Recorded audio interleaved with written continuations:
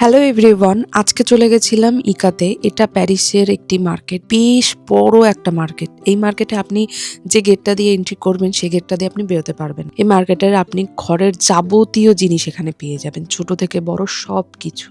প্রথমেই কিছু sofa set দেখতে পেলাম, তারপর ডাইনিং টেবিল এবং কিচেন সেট, আর্টিফিশিয়াল ফুল, photo frame, king size bed, বাচ্চাদের বেড। রুমটাকে কিভাবে ব্ল্যাক থিম দিয়ে সাজিয়েছে, পিঙ্ক থিম দিয়েও সাজিয়েছে, বেশ সুন্দর লাগছে। আর এই মার্কেটে আপনি আসলে অবশ্যই হাতে সময় নিয়ে আসবেন, কারণ এই মার্কেটটা পুরো ঘুরতে আপনার 1.5 ঘন্টা সময় লাগবে। আর এদিকে দেখেছেন কি দারুণ দারুণ লাইট রয়েছে।